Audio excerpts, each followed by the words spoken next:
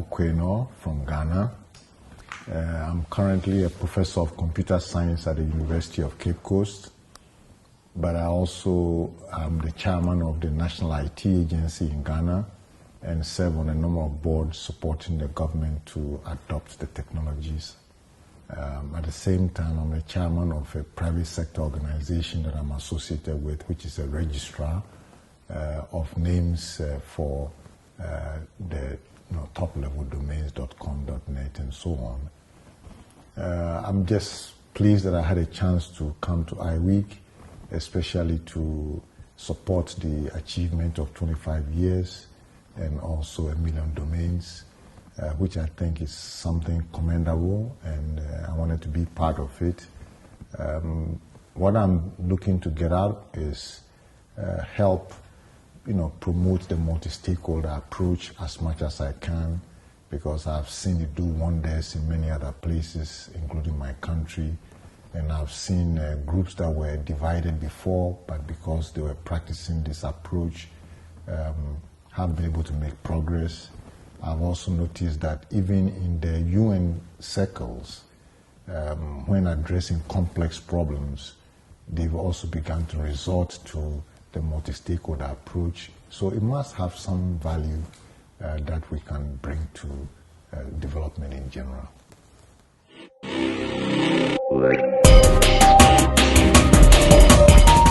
A number of highlights. Establishing the computer science department at University of Cape Coast was an important step. And this was as far back as 1979.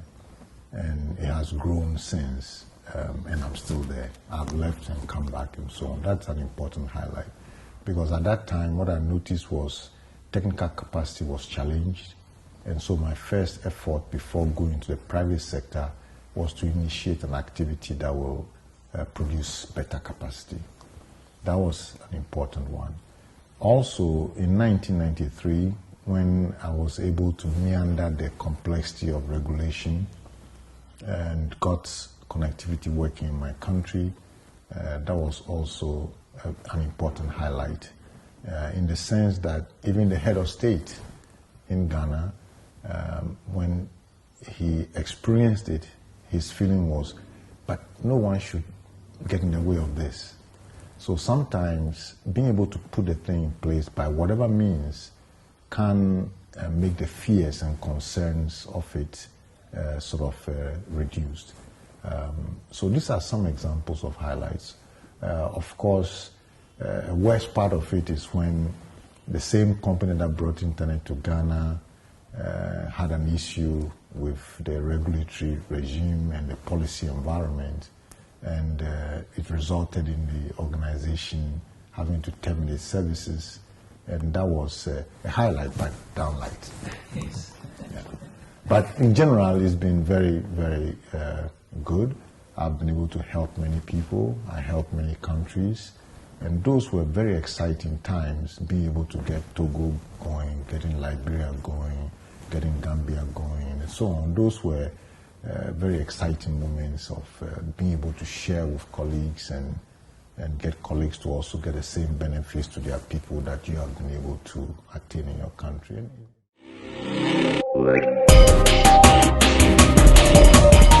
South Africa, as I tried to mention earlier in our discussion, I felt always had an outward look, in the sense that right from the very beginning of internet, I knew that some of the leaders here were helping people in Ghana, for example, also advance.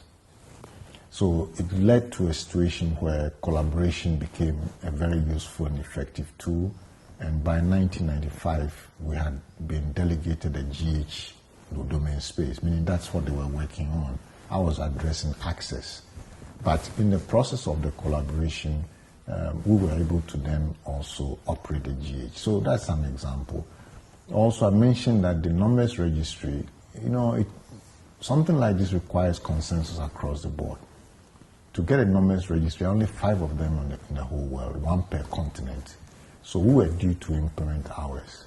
Now, the state of our development was not, of course, at par with the rest of the world. So it means that there were more arrivals coming in than you were able to build consensus. So whenever you thought you had consensus, then there were new arrivals, and then you have to go through the process again. And it was kind of tedious, and it took a long time. In fact, there's an interesting anecdote that folks from here will remember.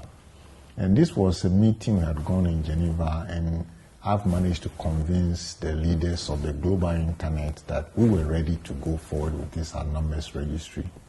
And I had brought many of them to our meeting. I had convened the Africans to a meeting, and John Postel was there, and several others were there.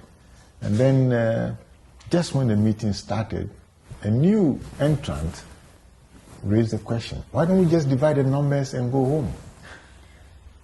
Now, but that alone set us back several years, because we now had to rebuild consensus about why you don't want to share the numbers that way, and that you want it to remain together for the whole continent. So trying to build a community sometimes means you have to have patience to go through these things, and it heals themselves. Of course, in the end, we got a lot of support from South Africa. DOC funded the incubation of Afrinic, and Afrinic operated for several years successfully. It's still operating. So I think South Africa has been outward looking and trying to help the region throughout. And I see that my colleagues here at global coordination meetings all the time, in the research area, in, of course, the governance side as well. So on the whole, South Africa has been a friend in the drive to get internet onto the continent. Communities do stretch across borders. For example, in Ghana, there are different cases. We have a particular ethnic group that goes across from Ghana to Togo. And we even have communities in which they live on both sides of the border. It's fairly common in our environment. The same with Ivory Coast. We do have the same with the north.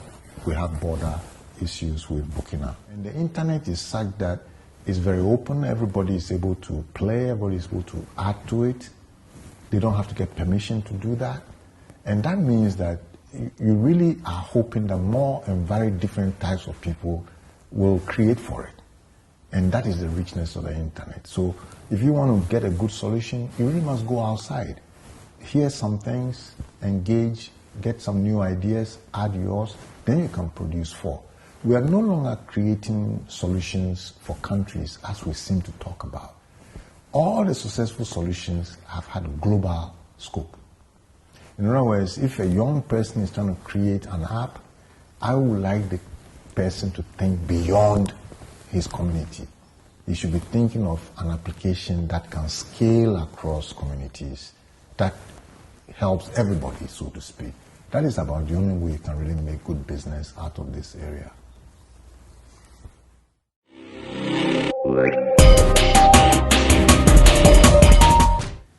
Okay, I mean, the issue of fragmentation of the internet is important. We would like to do everything possible to have a single internet. Okay. Now, I do understand that there are different interest groups.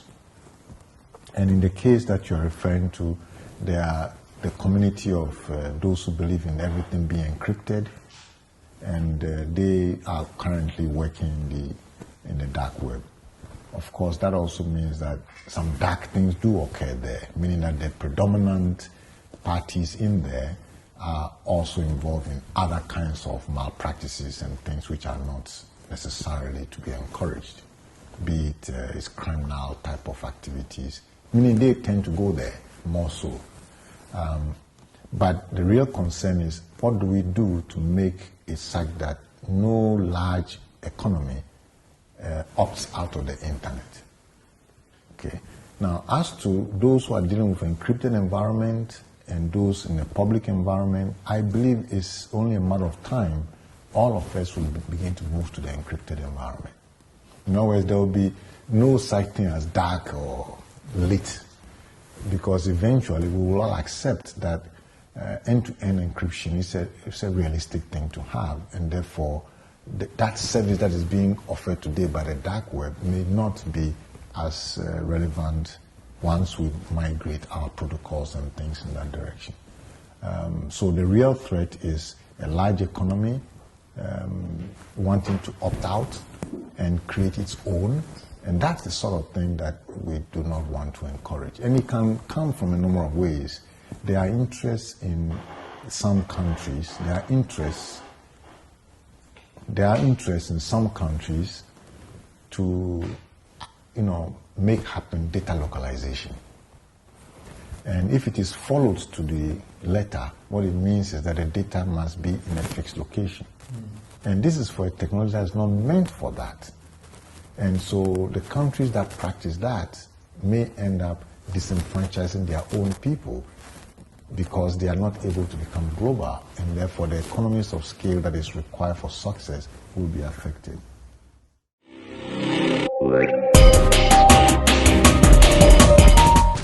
It's difficult to predict anything on the internet, but I can say that the way we handle money on the internet is one that may generate some significant innovations.